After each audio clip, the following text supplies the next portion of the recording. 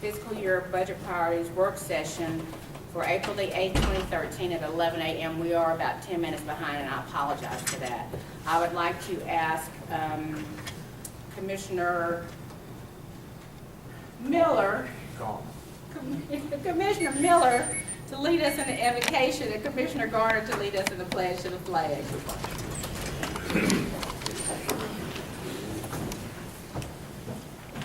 Lord, we'd like to thank you for bringing us all here together for this meeting. Hopefully we can work on the problems that the county has and help the employees do what we can for our employees.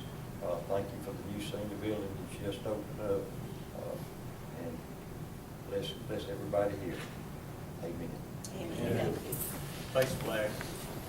I pledge allegiance to the flag of the United States of America and to the republic for which it stands, one nation under God, indivisible, with liberty and justice for all. Next item on the agenda is a discussion relative to the fiscal year 14 budget priorities as submitted by commissioners in the Budget Review Committee.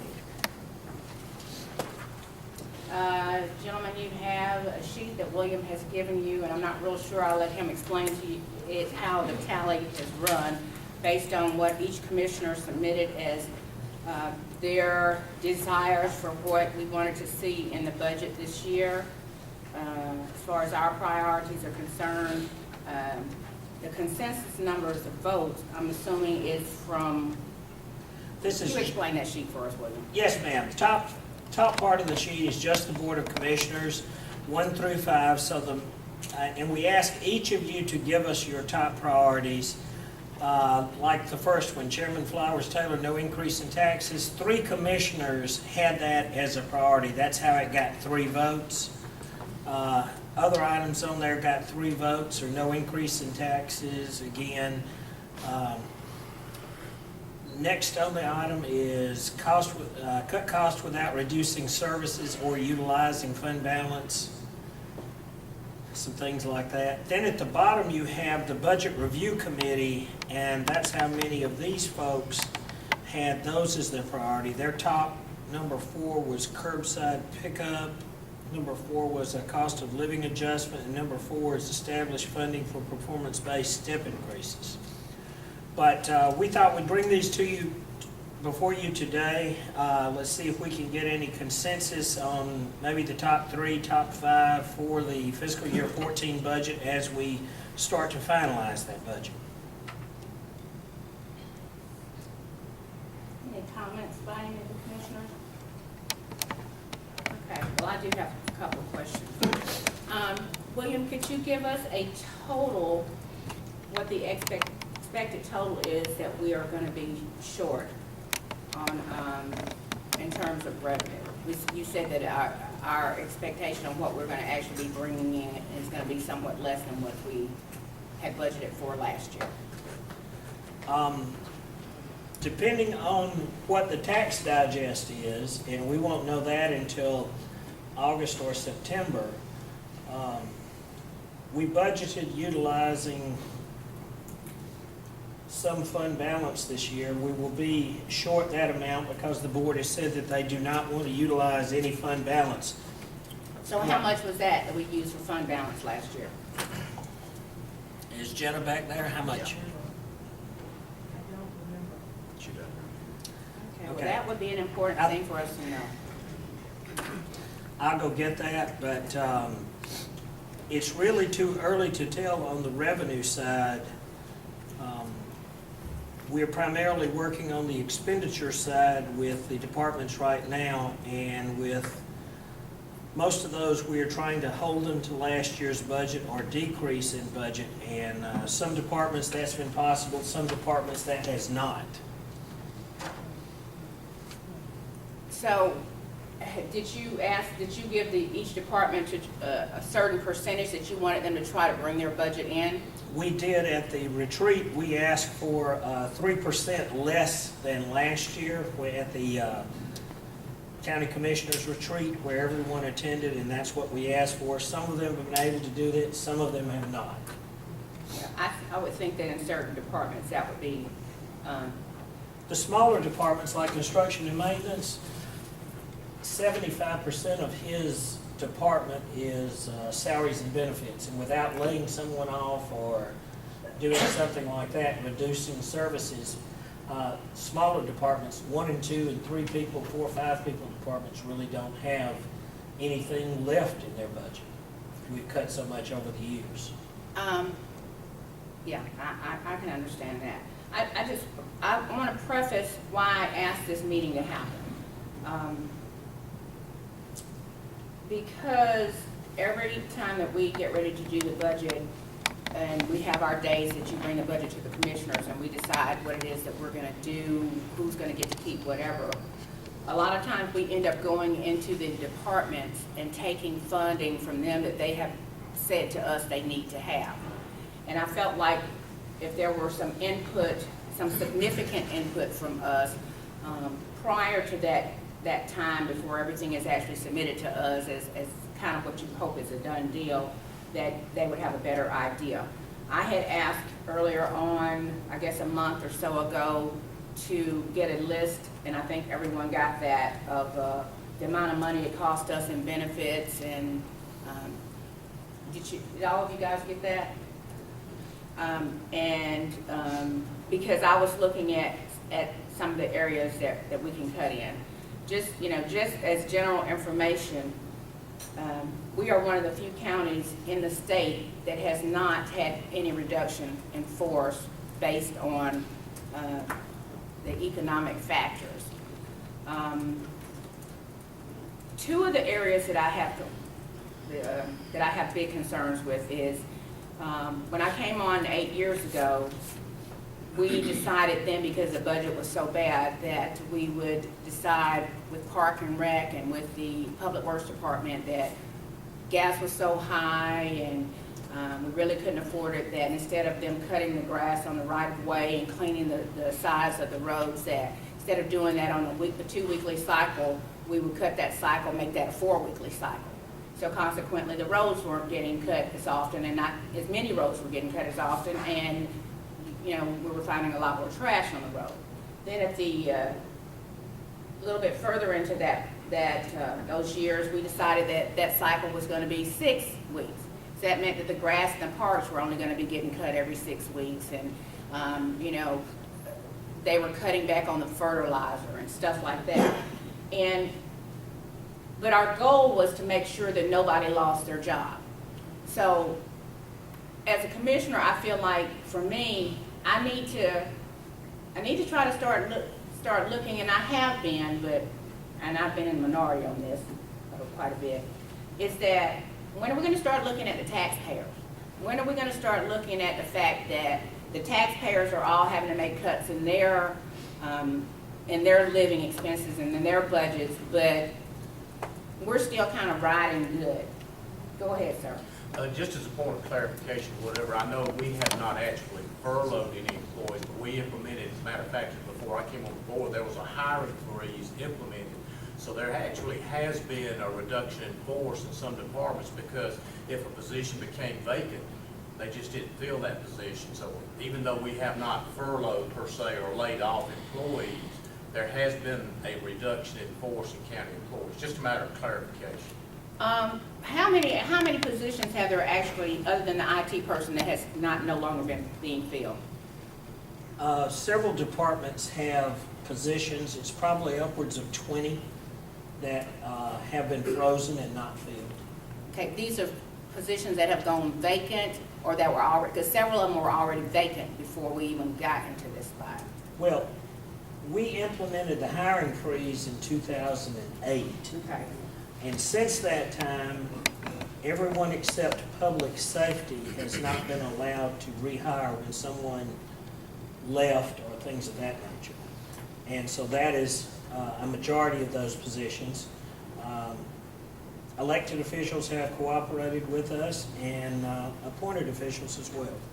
So, and that really takes me to my point, is that if in 2008, it was taking us, and I don't know the numbers of how many people are in public works that do have these work crews or whatever, if it was taking 20 people to cut the grass in the entire county, every 3 weeks or every 2 weeks.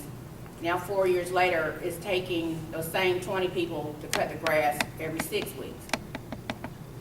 Where do they do that? I mean, the reason that happens is because we don't want anybody to lose their job.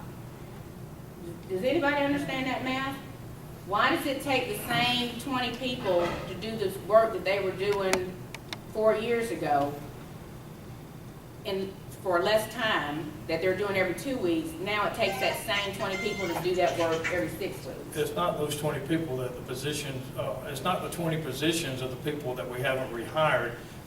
It's 20 people throughout the entire county. It's not grass cutters, so to speak. No, but my point is that if there were 20 people that were in public works that took care of doing all the roadside work, cleaning the ravines out, cutting the grass in the right of way, keeping weeds trimmed back, picking up trash with prisoners, if they were doing that every 2 weeks and our budget was basically where it is, I know last year you actually had them to cut their budget, what, 5%? Correct. Okay, the budget was cut 5%, which meant that we were cutting grass less, but we kept the same amount of people. Why do we need the same amount of people to do less work, is what I'm saying. Hold on just a second, Chipper. So my point is this, is that we've done that because we wanted to maintain and allow people to keep their job, to keep their benefits, to keep their insurance for themselves and their family, which I agree to that. But I'm saying when the rubber meets the road, we need to make the proper decision. I mean, in a real business, and I mean, I'd like to think that you run this in that way, you look at where the fat is. We've overlooked that. So I'm not sitting here and saying to you guys that I think we should fire some people, but I'm saying we need to make some hard decisions that these nebulous ideas that we have on this paper can give them some teeth to grip to. Saying that we don't want to decrease services, well, we're barely giving them services now. But we got the same number of people giving them less service. So are we going to give more service with the same amount of people? Does anybody get me what I'm saying? Yes. Okay, go ahead, Joe. Well, William, correct me if I'm wrong, but like say if we've had 20 people that we are, or positions that we have not filled when people left or whatever, well, those were people that were doing things at that time. So since that time, those tasks still had to be done, so others within that were still county employees were having to help do those tasks. And I'm assuming because those were having to help do those, that's why we quit cutting the grass maybe as much, or we're doing some of the things that you were talking about. In other words, those people weren't in the workforce with the county anymore, and the positions that they held were positions that were accomplishing something or doing something for the citizens, and they were no longer here to do it. So somebody else had to help do what they were doing since they were no longer here. Does that make sense? It does make sense, but those aren't those positions. Go ahead, Raymond. While we maintain the employment rate at a certain pace, and we've restricted and cut back jobs and things of that nature. Chipper's right, we've got more people doing more jobs, so basically we're doing more with less, because each year we've got different priorities that come on board. I'll use Sylvia Hollums as an example. She looked at what the tax did to her, the tax legislation did to her office this year. She's doing twice the amount of work now that she had last year with the same amount of people. Look at the tax assessor's office and what they're doing. We can now, they now have to listen to an appeal on a car tax, on the vehicle tax. If the owner believes the value of the vehicle is lower than what they've been taxed. That goes to the appeal process, that takes time. And that's happened throughout the entire county. So it's not that we're maintaining the same level of work, the same level of workforce, but we're also increasing the amount of work each year because of the legislation that we have to work by and by the services we provide. I hear what you're saying, Okay. but I want to share with you that I believe that that's not accurate. First of all, I would like to know how many people we have lost through attrition. I'm aware that Chuck in development left, Chad took his job. The job that Chad had before as the assistant was no longer filled, okay?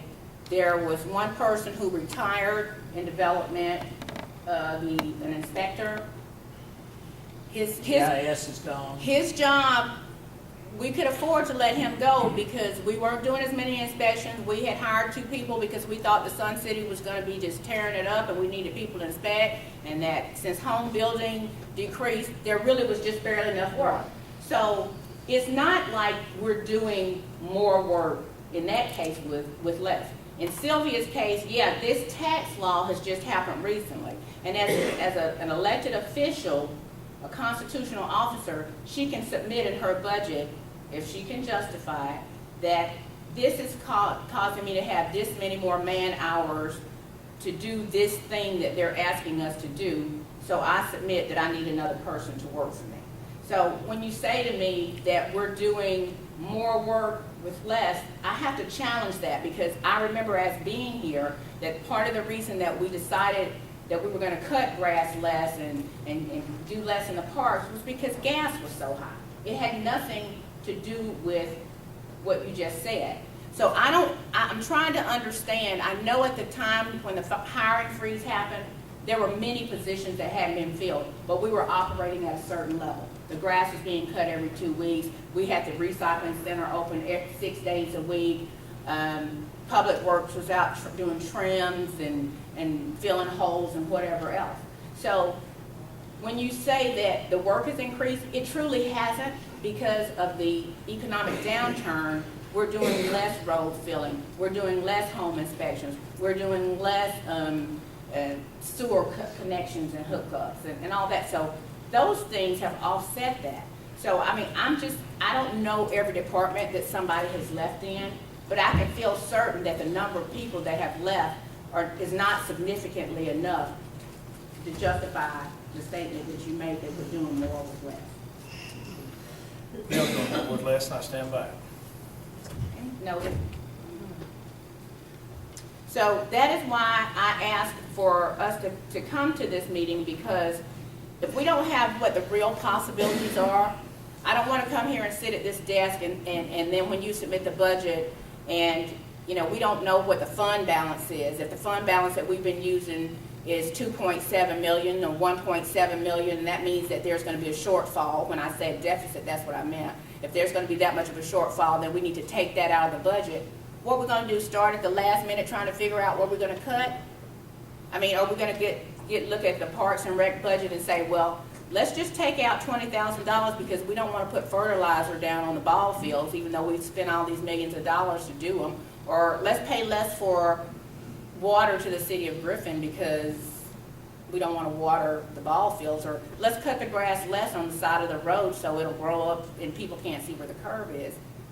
Why wait to that point? Let's talk about what the real options are that we're willing to look at cutting to find this nebulous number that nobody can tell us the fund balance amount was.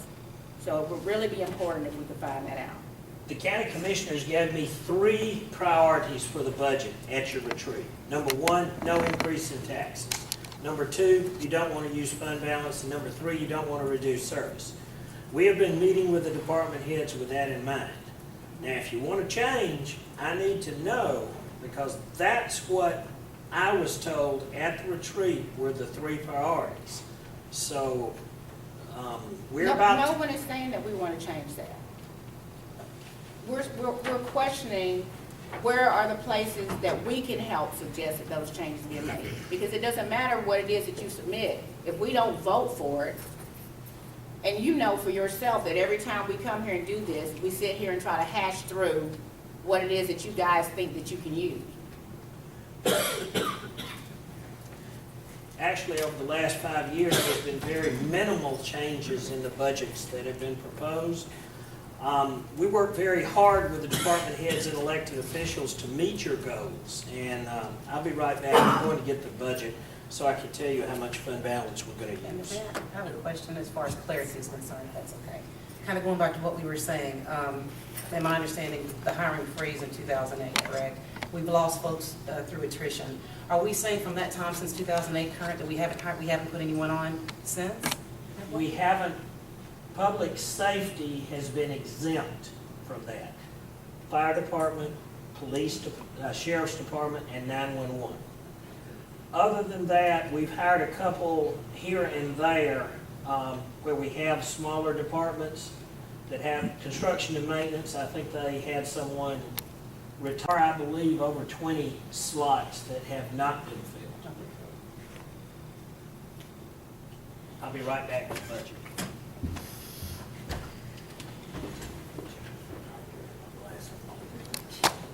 We're going to have to subsidize the 911 fund.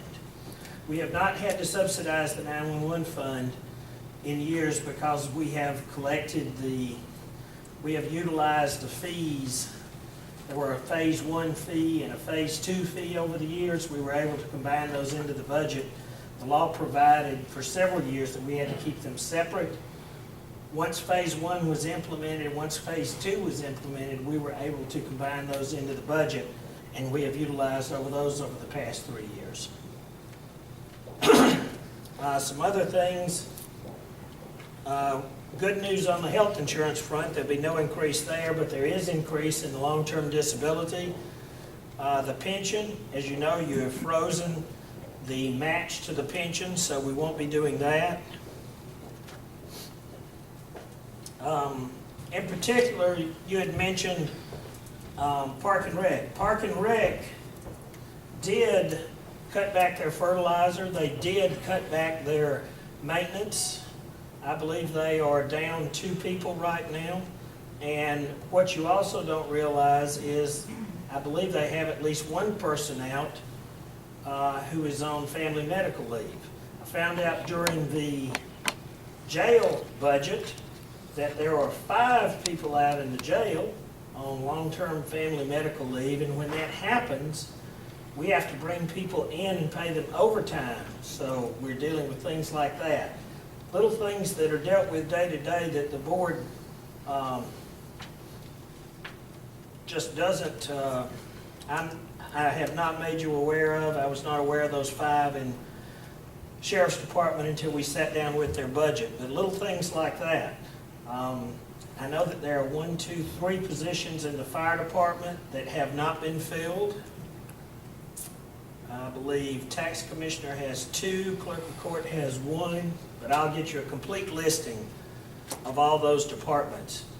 And any information you'd like to have, I would be more than happy to get it for you if you just let me know a little bit in advance. I wasn't expecting to have to come up with numbers this morning, but we can get them.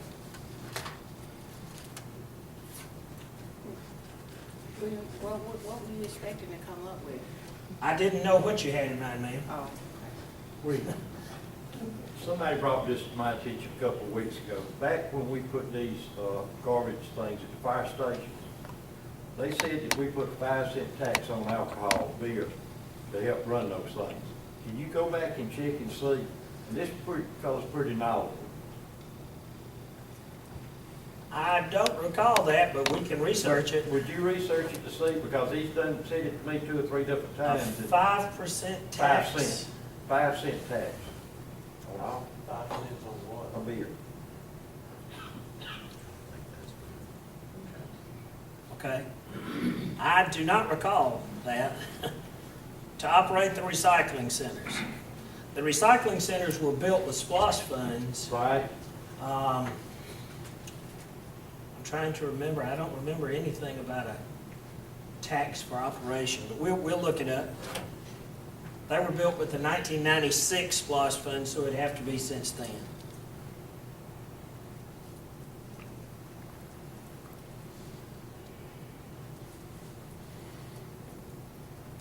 so am I to understand that the board is good with maintaining at the level of service that we have, which is service that we've provided at a deficit over the past total of 8 years?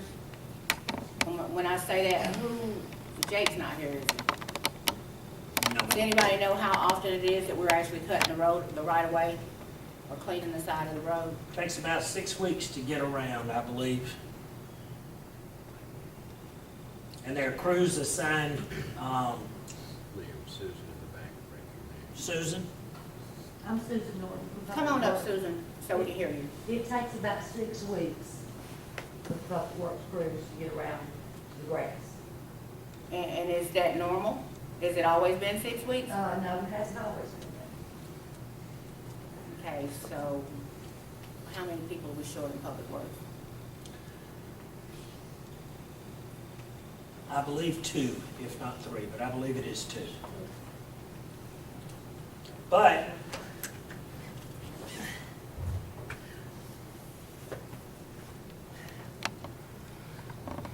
priorities for the Public Works change from year to year based on boards. Public Works spent an immense amount of time at the senior center this past year. Before that, they spent an immense amount of time at the park at Sixth and the steps at the courthouse. So you can't really, priorities change throughout the year given the board. So whether or not the grass gets cut or the park at Sixth gets built or the bridge gets repaired or the potholes get repaired, I kind of get priorities as we go. So water department, same thing. Park and Rec's the same thing. All the crews spend all the time in the past few months getting that senior center ready. Now that it's ready, they can go back to cutting grass because grass has already started. And I noticed the grass crews are already out. They're out early this year. Last year we didn't get them out until May, did we? But because of all the rain, we got them out in April this year. It just depends. There are a lot more variables than it seems. Yeah, no, yeah, and I don't pretend to say that it's cut and dry, but kind of my understanding was that the reason that they were available to be able to help at the park at Sixth was because we didn't have projects going on that they really were needing to do that. All I'm asking is this board okay with our roads being serviced every 6 weeks instead of every 3 weeks, every 4 weeks? Because the taxpayers are the ones who are receiving the deficit on this end. Are we willing to say that, we need the size of the roads cleaned up? You can drive out 16 right here now between here and Vaughn Road, and you can see enough trash to load up a truck. And the grass is up, as high as 3 feet. And that's just in the area. That's not even my area. I mean, I have areas that in my area that the size of the grass needs to be cut as well. So, these are the kind of things I think that he needs to know. Because if we say that we need the grass cut every 4 weeks instead of every 6 weeks, then they need to budget based on that. Or if we say that we want our parks maintained a different way, instead of them cutting the grass at the ball fields every 6 weeks, those are the kind of things that we need to tell him so that he can be more aware of it. We had some complaints about the recycling center days. Last budget term, we cut the recycling centers down to 3 days, 4 days a week. They're open 4 days, closed 3. Yeah. Okay, and have any of you had any complaints from any residents about it? Yeah. But what was the chief complaint? The days it's open, they don't like the days you close them. So they don't want to close it all, or they think it should be different days? I think they would settle for days, but Wednesday, they don't think it's a good day for Wednesday, because a lot of people are off on Wednesday, Fridays. A lot of people in Atlanta go on 4-day work weeks, because then they put in 10 hours to cut down on the transportation going back and forth. So we really have part-time help there, right? Right, and that's some of the cheapest labor we got to me. So we're good with the number of days it's open, we're just not good with the actual days that they're open. So we don't have to worry about trying to budget for opening an additional day. I've talked to several people, this garbage curbside pickup in the county. I have talked to nobody in the county that is in favor of it, I can tell you. Oh, this is the first I heard about it. Well, it's been brought up several times. Well, I think they're gonna discuss, are you gonna discuss that? Curbside garbage is a project that the Budget Review Committee is working on in an effort to save cost and to generate revenues through recycling. To answer your question about complaints received about the recycling centers, it wasn't necessarily, it was different from what Commissioner Miller said. Mine weren't necessarily the days they were closed. It was really almost like, you know, people were having to get used to what days they were open and closed. The biggest concern that I've heard, like Bart said, was that they did not want the collection centers to go away. They did not want them to be closed permanently. It's apparent to a lot of folks that, I mean, they actually enjoy, you know, taking the stuff to the recycling centers and, you know, interacting with the county employees there and stuff like that. I mean, I guess it's almost like they're almost located in different parts of the county, and it's almost like a community thing or whatever. But again, you know, that's really what I've heard. Right. On complaints of the collection points, it's just the days open, not the number of days open, but what days we are open. The Budget Review Committee is actually just researching to provide this board information on whether we can make, what kind of revenues, if any, we can make on recycling and recycling through the collection center as well as roadside pickup. It's just research. It's nothing more than that to provide information to this board. We've talked about it in the past. We've thrown it around. Nothing's really come of it. So I did ask that the Budget Review Committee did look at that because we can put it. We can answer the question, put it to bed, or make it happen. One of the two. One of the biggest things that we do for our taxpayers is to maintain and cut cut taxes or maintain the budget. We've been able to do that over the past years with minimum impact on the taxpayer. But our services are based on the taxes that we and the revenues we have, and those revenues are mainly out of taxes. Unlike the city of Griffin, and much like the school board, we're reliant more on taxes, not as much as the school board is because they are totally reliant. But the issue here is looking at what we can do for the revenues that we have coming in to provide the services that we can provide based on those revenues in order to maintain the bottom line. And that's what we've done the past few years. And that's what I hope we continue to do this year. And if we have to cut services, we cut services. If that means we have to, with the increase in medical costs and things of that nature, we've got to do the best we can with what we have, and that's why we are in this position we're in.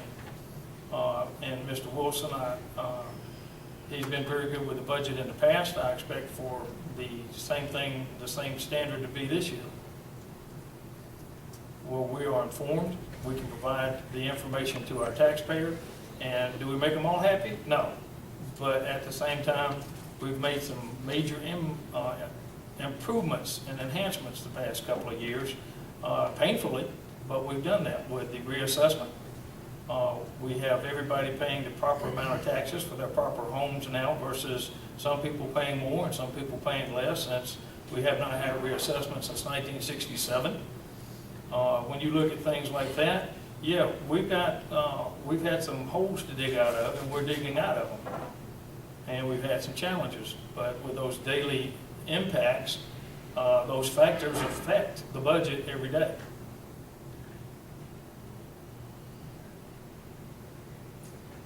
Well, I agree with you that it's a good thing that we had the tax reassessment, but the bad thing about it was we realized that we were actually going to be getting less taxes than we thought we were, which leads me back to where we are. We know we're going to be getting less money. And if we have an idea how much less it is, we know where we need to cut. And everything that you guys are saying is fine. But, you know, are we still looking at where our options are? I had asked you guys to look at the salaries that we pay, the cost of the I think there was a request on this for a cost of living increase. We pay out almost $500,000 a year in longevity pay. 2.5% step increase would be about $500,000. A cost of living increase, which looks like it would be $388,000. I'm assuming that is for just complete figures for COLA, if there were a cost of living increase. We spent almost $1.2 million in insurance, health insurance for our employees.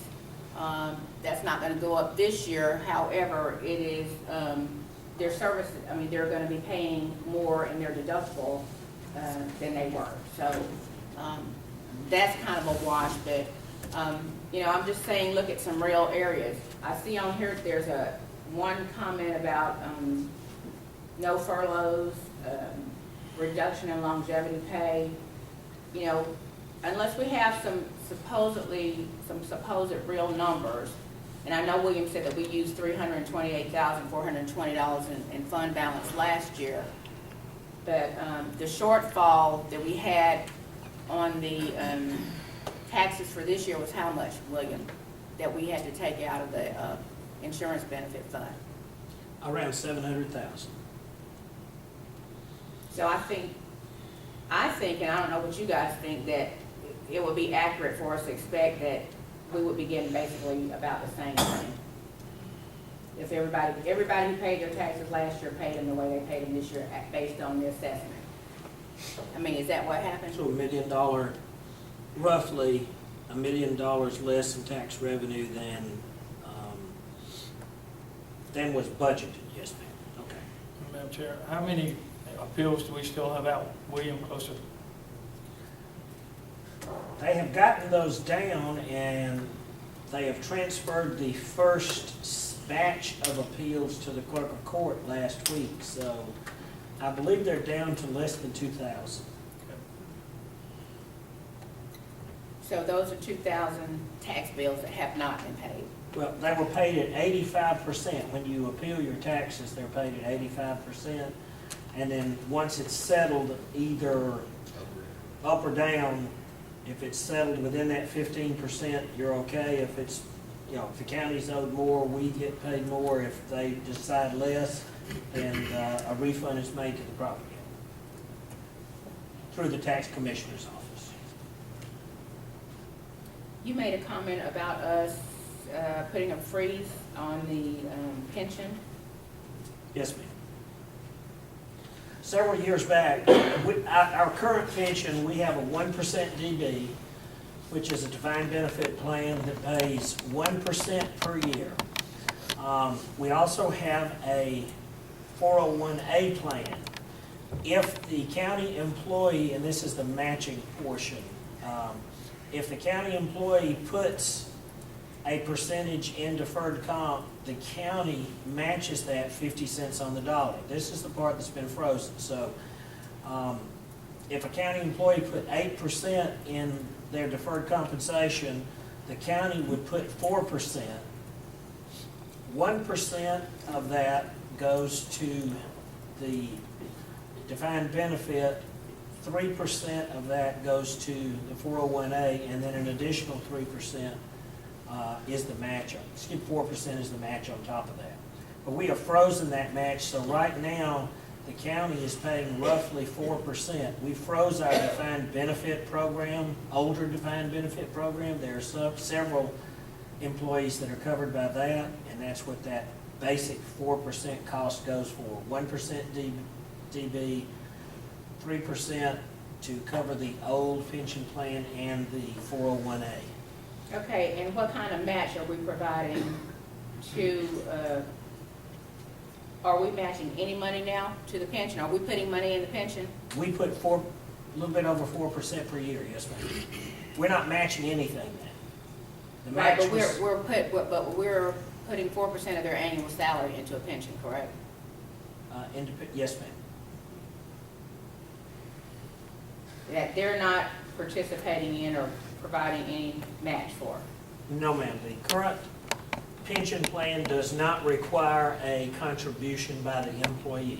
That is correct. And what does that amount total out to annually? Ms. Garrison? 4% of 22 million is $880,000, but this year it was to be $1.2 million that we paid to GevCorp, but because we had built up reserves, we were able to only pay roughly $300,000.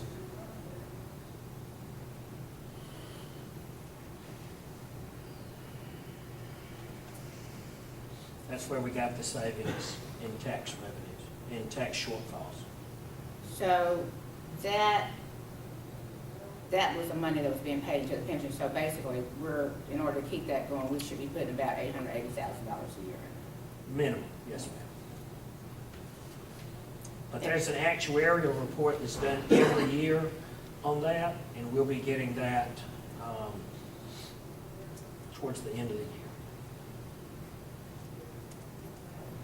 And then the longevity bonus is $451,000. I believe that's the figure we gave you earlier, yes, ma'am. 451, 250.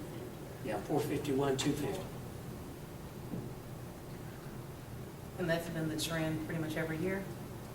Longevity is based on years of service.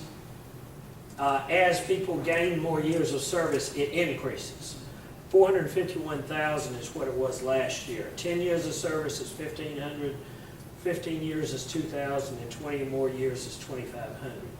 And that is an additional check that is paid in October, November, December of each year, depending on when tax revenues come in. And for one furlough day, that is equivalent to how much in fund, in cash dollars? I believe we looked at it last year, it was about $90,000. And the only way to have a furlough day and have it apply to all employees equally is to not pay for vacation day. That way you do not adversely affect operations and the elected officials that run 24/7 participate in that furlough as well. Some counties have chosen to close doors. That can be done, but it is a little bit trickier than just not paying for holidays. So I need to just kind of get each one of you guys to give us some feedback. Are you okay with the level of service that we have now? That means as far as roads, grass cutting, recycling center. Well, I mean, to go back to one of the things that you said when we first started the meeting, we're having to live within our budget constraints. And I mean, there are areas of service that I would like, and I feel like our citizens would like to probably see increased. In other words, like recycling centers open 5 days instead of 4 or whatever. But our citizens understand that we're trying to be responsible with their tax dollars, just like they have to be responsible with the dollars in their home. And that's why we're going, and when I refer to this as a painful process, I'm not talking about me or Rita or you or anybody else.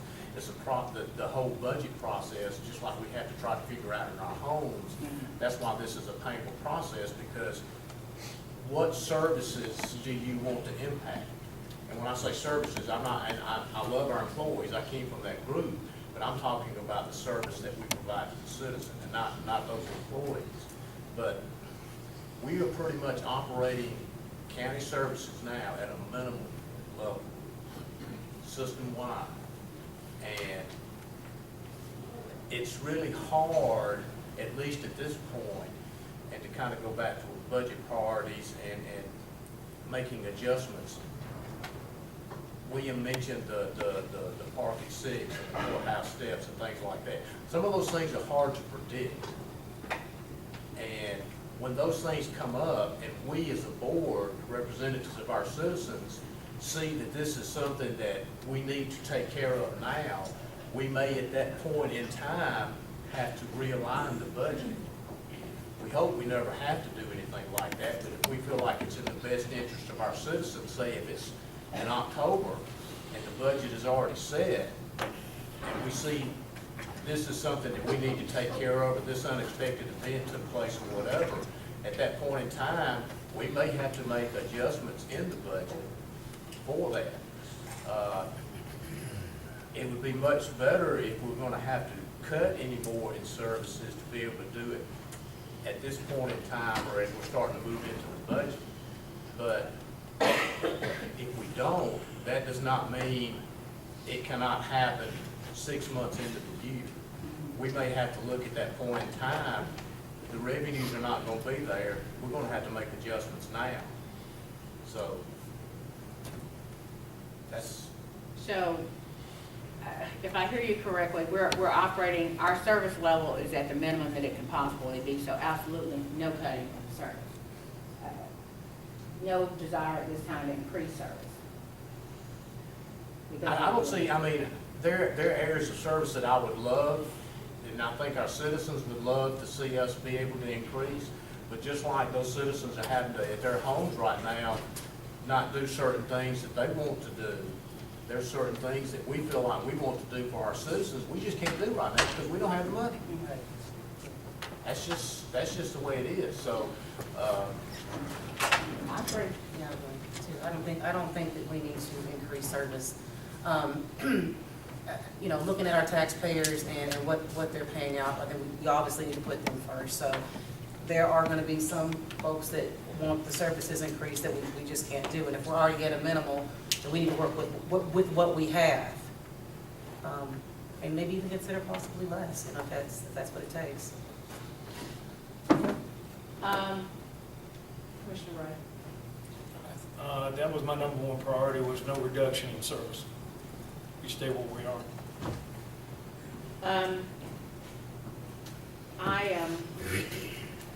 I agree with you. Certainly no reduction in service. I was just wondering, and I don't see where the money can come from for us to do anything more with services, but we will have to address that. We have some park areas up at Wyoming Park that are very, very badly in need of water. And I think that was an issue last year in terms of us paying the city of Griffin while we were in a drought. And there were some issues with that, added expenses, and I know we don't know where that is, but where we are with that. But I think the consensus is that if we can maintain the level of service that we provided this year for Public Works, Parks and Rec, and I'm not sure, I guess development, we should be good on that. No increase in taxes.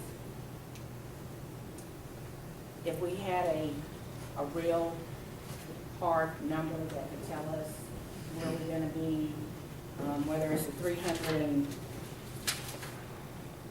$328,000 in the fund balance and the $880,000 we had to take from the pension fund, which is somewhat over $1 million.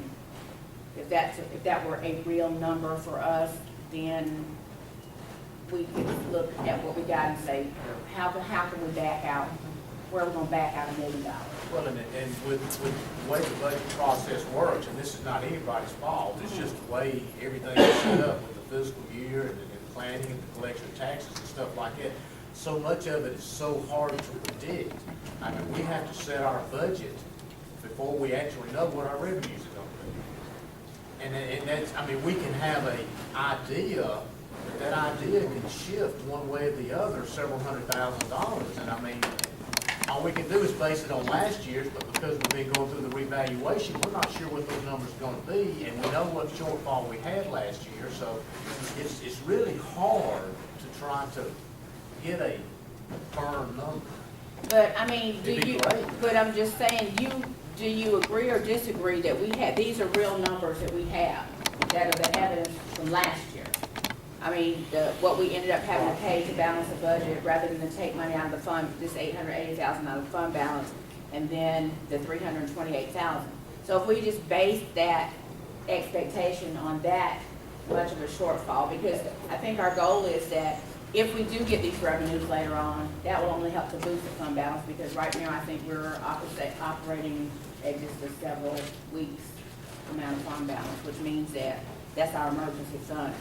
So, I mean, so are we in agreement that we think that at least this budget needs to look at trying to figure out where that extra 1.2 or 1.3 million dollars is?